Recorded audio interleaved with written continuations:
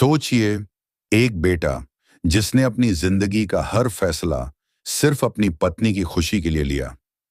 पत्नी से इतना प्यार कि उसकी हर बात को भगवान का आदेश मानता था। लेकिन एक दिन पत्नी ने ऐसी मांग रख दी जिसे सुनकर कोई भी बेटा टूट जाएगा। उसने कहा, या तो मैं इस घर में रहूंगी या तुम्हारे बूढ़े पिता और प्यार में अंधा बेटा अपनी ही जिंदगी के सहारे अपने बूढ़े बाप को घर से निकाल देता है। सोचिए, वो पिता जिसने अपने बेटे के लिए अपना सब कुछ खो दिया, वही पिता अब भूख प्यास से तड़पते हुए मंदिर की सीढ़ियों पर भीख मांग रहा था। लेकिन कहानी यहां खत्म नहीं होती, क्योंकि आगे जो हुआ वह आपको भी हैरान कर देगा। कभी कभी जीवन हमें ऐसे दौराहों पर खड़ा कर देता है जहां से लौटना आसान नहीं होता। गांव की संकरी गलियों से आती धूप और छांव के बीच छुपा हुआ एक परिवार था। साधारण, शांत और अपने आप में बंधा हुआ। इस परिवार का केंद्र था सुमित, एक युवक जिसकी आंखों में सपनों की चमक अक्सर गांव के लोग पढ़ लिया करते थे। मेहनत और लगन उसका आभूषण थी। उसने छोटी छोटी पूंजी और अथक परिश्रम से जीवन को संवारने की कोशिश की थी। उसका घर बड़ा नहीं था, लेकिन उसमें 3 लोगों की धड़कनें थीं। सुमित स्वयं, उसकी पत्नी सुनीता और वृद्ध पिता गिरधर लाल। यही तीनों एक साथ जीवन की डोर को थामे हुए थे। गांव का माहौल शांत था। खेतों में लहराती धान की बाली और हवा में घुला मिट्टी का सुगंध जीवन को सरल बना देती थी। लेकिन इस सादगी के पीछे एक तूफान धीरे धीरे जन्म ले रहा था। सुमित का स्वभाव निराला था। अपनी पत्नी सुनीता की मुस्कान उसके लिए संसार से बढ़कर थी। पतिव्रता की तरह पत्नी की हर चाहत को पूरा करना ही उसके जीवन का लक्ष्य बन गया था। उसे मालूम भी नहीं था कि हर बार पत्नी की हाँ में हाँ मिलाना धीरे धीरे उसे एक ऐसे दलदल में ले जा रहा है जहां से लौटना कठिन होगा। सुनीता सुंदर थी, लेकिन उसके मन में एक कठोरता छिपी हुई थी। वह घर के बुजुर्गों को भार मानती थी। उसे लगता कि बूढ़े पिता जीवन की गति में रुकावट है। अक्सर उसके शब्द कांटों की तरह निकलते, क्या रखा है इनके साथ रहने में, बस सारा दिन बैठे रहते हैं, काम कुछ नहीं, खर्चे अलग से। सुमित ये सुनकर चुप रह जाता। उसके होंठ खुलते थे, पर शब्द बाहर नहीं आते। ये मौन वास्तव में डर का मौन था। पत्नी को खो देने का डर। और यही डर उसे पिता के प्रति अपने कर्तव्य को भुलाने पर मजबूर कर रहा था। समय अपनी गति से चल रहा था। पुराने घर की दीवारों पर पिता की आकांक्षाएं टंगी रहती और बहू के स्वर उनमें दरार पैदा कर देते। लेकिन सुमित हर दिन यह सोचकर अपने मन को बहला लेता कि शायद कल सब ठीक हो जाएगा। पर जीवन की पटकथा इतनी सरल कहाँ होती है। एक दिन सुनीता ने सुमित के सामने ऐसा निर्णय रख दिया जिसने उसके मन को झकझोर दिया। जरा साफ सुन लो सुमित, या तो तुम्हारे पिताजी यहां रहेंगे या मैं। अगर तुम्हें मेरी परवाह है तो तुरंत इन्हें इस घर से बाहर करो। ये शब्द सुमित के जीवन की सबसे कठोर आंधी जैसे थे।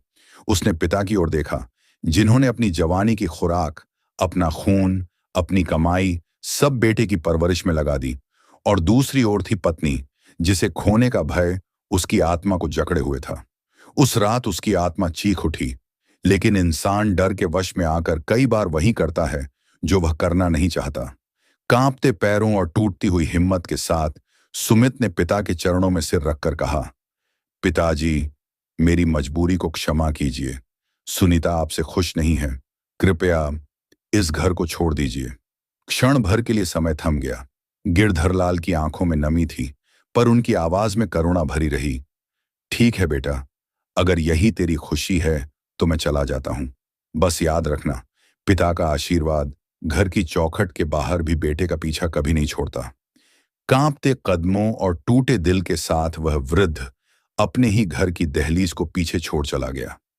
उस दिन गांव की हवा भारी हो गई थी। चिड़ियों का स्वर भी मानो धीमा पड़ गया था। सुमित ने सोच लिया था कि यह उसका जीवन का सबसे कठिन निर्णय था। उसे लगा कि अब पत्नी खुश रहेगी और घर की शांति लौट आएगी। लेकिन यह शांति भला कितने दिन टिकने वाली थी। कोई भी निर्णय जो प्रेम और कर्तव्य के बीच अन्याय से लिया जाए, वह जीवन की नींव को हिला डालता है। गिरधरलाल के कदम जब घर की चौखट से बाहर निकले तो वह दहलीज भी जैसे आह भरकर सिसक उठी। पिता का जाना किसी पत्थर की मूर्ति के गिरने जैसा था, लेकिन भीतर सुनीता के चेहरे पर हल्की तसल्ली की लकीर उभर आई। सुमित ने मन को समझाया कि अब शायद सब ठीक हो जाएगा। शुरू के कुछ दिनों तक सचमुच सब सामान्य दिखा। सुनीता अपने मन के मुताबिक घर संभालने लगी। सुमित ने व्यापार में और अधिक मेहनत लगाने की ठानी।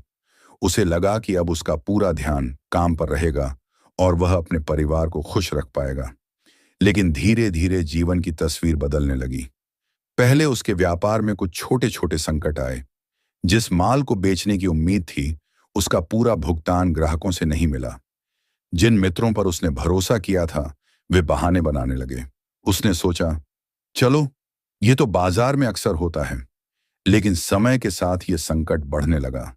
एक के बाद एक सौदे बिगड़ते चले गए।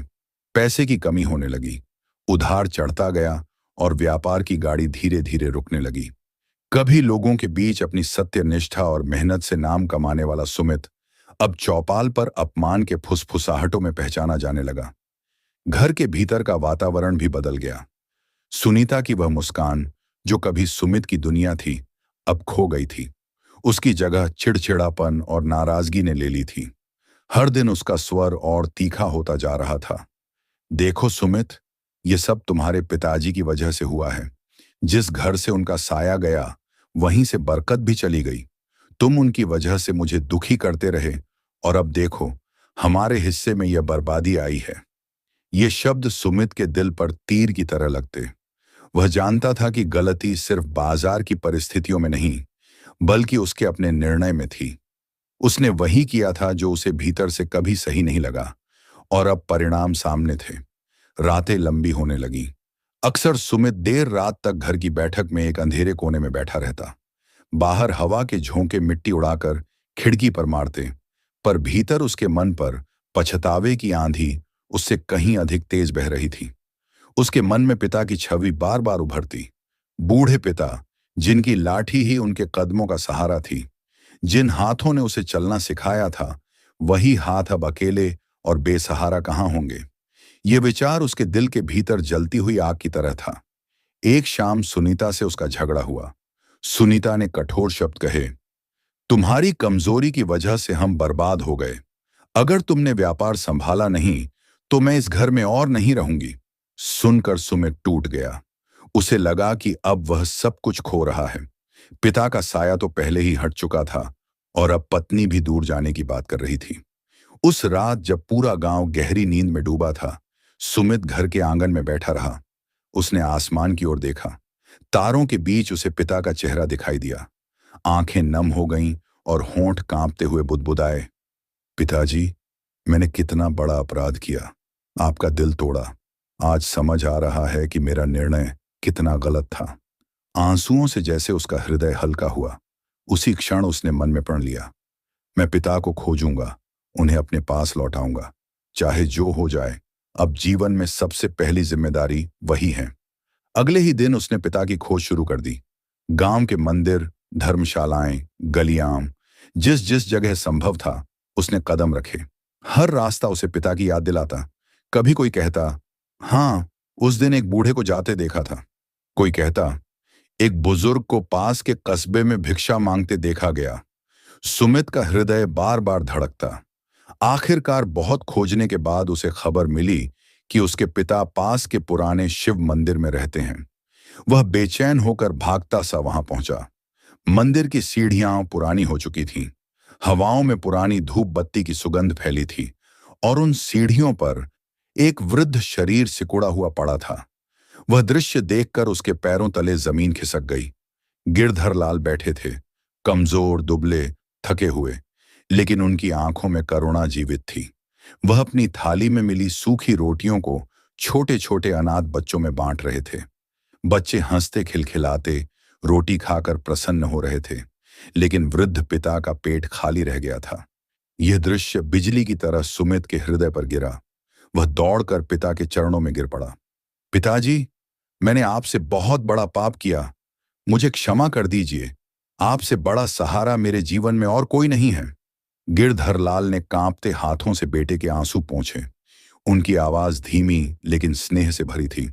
बेटा, पिता कभी संतान से नाराज नहीं होता। जो हुआ वह हुआ।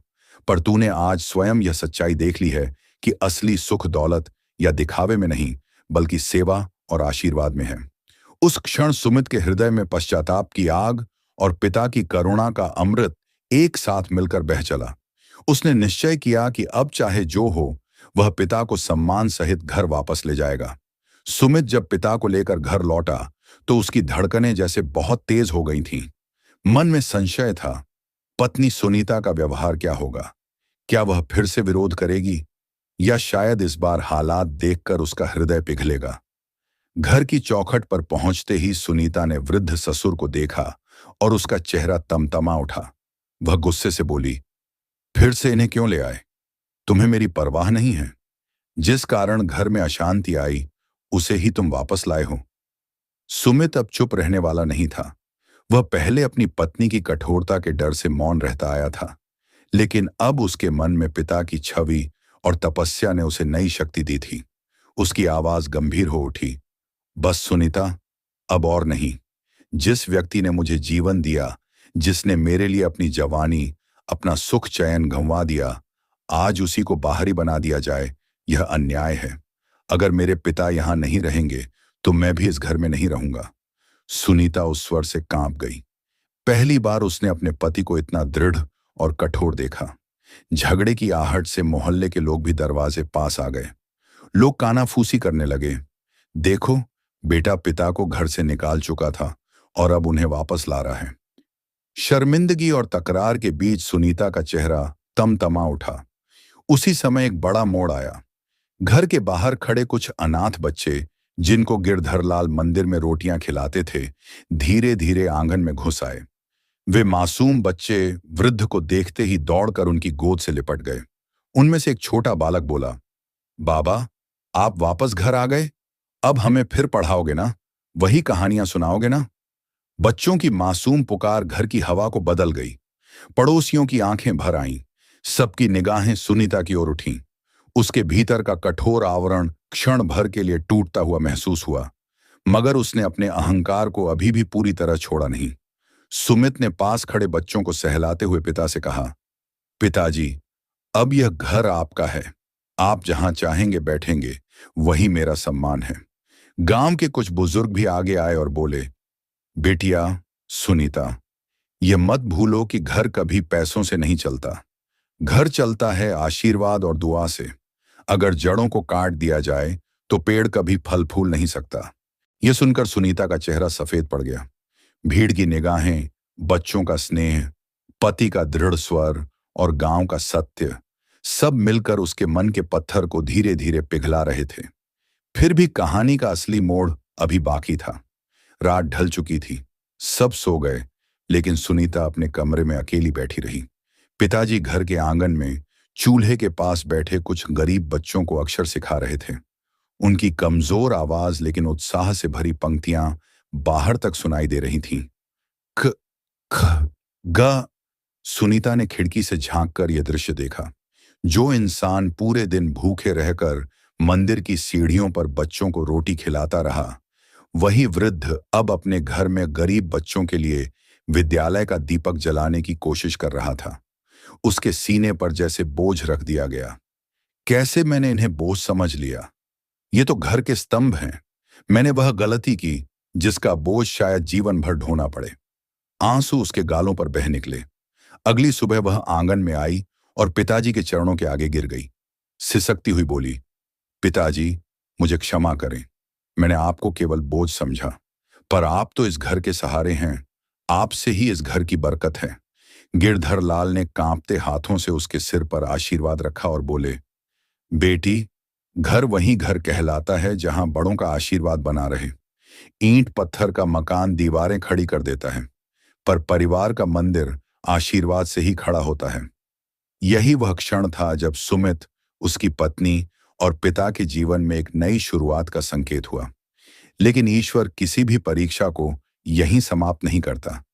असली मोड़ अभी भी उनकी राह में था। गांव की सुबह उस दिन कुछ और ही थी। सूरज की किरणों में एक नई चमक थी। आंगन में पिता के चरण, बेटे का स्नेह और बहू के पश्चाताप के आंसू मिलकर जैसे घर के वातावरण को पवित्र बना रहे थे। सुनीता अब पूरी तरह बदल चुकी थी। वह वही स्त्री थी जिसने कभी ससुर को बोझ समझकर घर से बाहर करने की जिद ठानी थी, लेकिन अब उसके हृदय में करुणा और आदर का दीप प्रज्वलित हो चुका था। उसने ससुर के चरणों को पकड़ते हुए कहा, पिताजी, अब यह घर आपका ही है। आप जो चाहेंगे वही यहां होगा। मैं आपके बिना अब इस घर की कल्पना भी नहीं कर सकती। गिरधरलाल मुस्कुराए। उनकी आंखों में आशीर्वाद की चमक थी।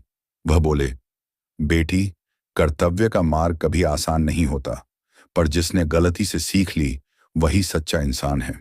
इसके बाद घर का स्वरूप बदलने लगा। गिरधरलाल हर सुबह आंगन में बैठकर गांव के गरीब बच्चों को पढ़ाने लगे। कोई बच्चा स्कूल जाने के लिए सक्षम न था तो वह आकर बाबा से अक्षर सीखता। सुनीता जिन बच्चों को पहले घर में कदम रखने से रोक देती थी, अब उन्हीं के लिए वह अपने हाथों से खाना बनाकर परोसती। धीरे धीरे लोगों में चर्चा होने लगी। देखो, यह वही घर है जहां से पिता को निकाल दिया गया था, और अब वही घर गांव का विद्यालय बन रहा है। सुमित का व्यापार, जो पूरी तरह बर्बाद होने की कगार पर था, अब बदलने लगा। पिताजी की प्रेरणा और आशीर्वाद से उसकी सोच बदल गई। उसने व्यापार करते समय ईमानदारी और सेवा को आधार बना लिया। कुछ समय में ही किस्मत ने उसका साथ देना शुरू किया। उसके सौदे फिर से सफल होने लगे। लोग कहने लगे, यह तो पिता के आशीर्वाद और गरीबों की दुआ का असर है। धन दौलत लौट आई, पर इस बार सुमित और सुनीता समझ चुके थे कि असली सुख धन में नहीं, बल्कि अपने बद्दों की सेवा और बच्चों की शिक्षा में है। दोनों मिलकर पिताजी को सहयोग देने लगे। गांव के लोग हर शाम उस घर में जुटते जहां कभी केवल तकरार की आवाजें गूंजती थीं। अब वहां बच्चों की पढ़ाई की ध्वनि, भजन की धुन और परिवार का हर्षोल्लास गूंजता था। समय बीतते बीतते उस परिवार की मिसाल पूरे गांव ही नहीं, आसपास के कस्बों तक पहुंच गई। लोग कहते, जिस घर से आशीर्वाद लौटा आया, वहां से बरकत लौटने में देर नहीं लगी। यह घर अब सचमुच मंदिर बन गया है। एक दिन सुनीता ने गांव की औरतों के बीच कहा, मैंने अपनी आंखों से सीखा है कि बुजुर्ग घर का बोझ नहीं होते, बल्कि नींव होते हैं। हमें उनका सम्मान करना चाहिए, क्योंकि पेड़ तभी हरा भरा रहता है जब उसकी जड़ें मजबूत हों। गांव की औरतों ने उसकी बातों को सुना और कई परिवारों ने अपने बूढ़े माँ बाप को नए नजरिए से देखना शुरू किया। धीरे धीरे पूरा गांव बदलने लगा। गिरधरलाल को देखकर हर किसी की आंखों में एक अलग चमक आ जाती।